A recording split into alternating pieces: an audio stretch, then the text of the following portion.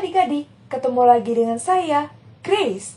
Kali ini, judul berita mission kita adalah Misionaris Cilik.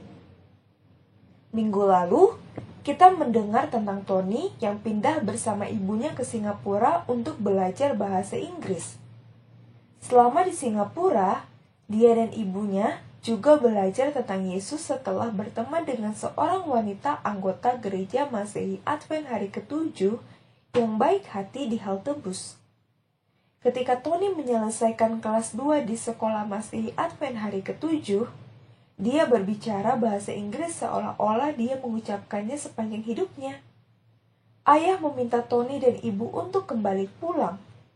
Tony mengucapkan selamat tinggal kepada teman-temannya di sekolah Advent. Ibu mengucapkan selamat tinggal kepada teman-temannya di gereja Masehi Advent hari ke-7 dekat sekolah. Tony dan ibu mengucapkan selamat tinggal ke Singapura dan kembali ke rumah. Tony berusia 10 tahun dan dia serta ibu senang berada di rumah. Mereka senang melihat ayah lagi. Tetapi mereka berdua melewatkan pergi ke gereja setiap hari Sabat. Jadi ibu mencari gereja Advent di kota mereka. Selama 6 bulan mencari, dia menelepon wanita baik hati yang dia temui di halte bus di Singapura. Dapatkah Anda membantu saya menemukan gereja Advent? Ibu bertanya. Tony dan saya rindu pergi ke sekolah Sabat dan gereja. Wanita itu tidak tahu di mana menemukan gereja Advent. Jadi dia meminta bantuan pendetanya. Pendeta menemukan nomor telepon seorang pemimpin Advent di kota Tony. Dan segera ibu menerima nomor telepon itu. Tidak lama kemudian, Tony dan ibu bertemu dengan pemimpin Advent dan mendengar cerita yang luar biasa. 3 tahun sebelumnya, sekitar waktu Tony pindah ke Singapura untuk belajar bahasa Inggris, seorang misionaris asing pindah ke kotanya. Misionaris itu datang untuk membagikan kasih Yesus, tetapi dia tidak bisa berbicara bahasa di tempat itu.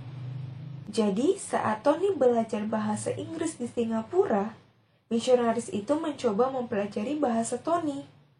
Tetapi itu sangat sulit baginya. Jadi dia berdoa kepada Tuhan. Tolong kirimkan seseorang yang berbicara bahasa Inggris untuk membantu saya. Tony dan ibu bertemu dengan misionaris itu, dan mereka sangat menyukainya.